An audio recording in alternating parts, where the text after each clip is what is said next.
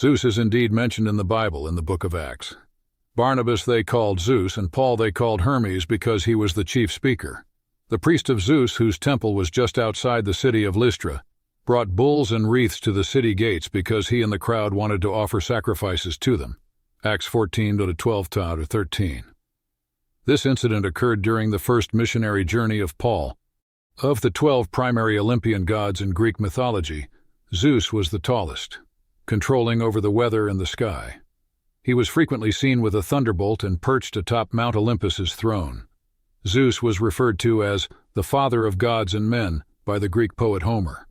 Zeus was revered as the creator of cosmic law, the ruler and guardian of the universe, and the champion of justice. He was also referred to as the human race's rescuer and the god who bestowed good and ill luck.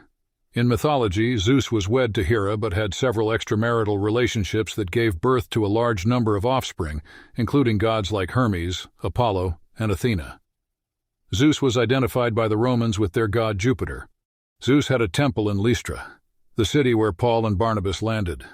Mythology states that Hermes, the son of Zeus, served as the god's principal messenger, and was well known for his persuasive oratory.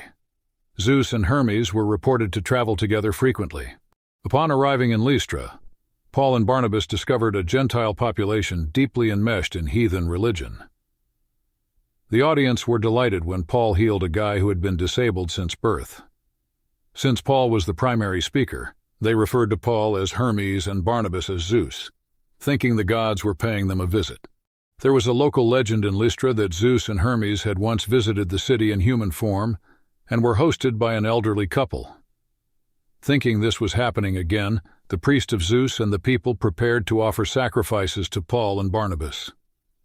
Realizing this, Paul and Barnabas tore their clothes in distress and rushed into the crowd, shouting that they were mere humans bringing the good news about the living God who created everything. Paul preached about God's power, goodness, and mercy, trying to enlighten the people. However, the crowd did not fully understand. Later, Jews from Antioch and Iconium came and turned the crowd against Paul and Barnabas. The people tried to stone Paul, dragging him out of the city, believing he was dead.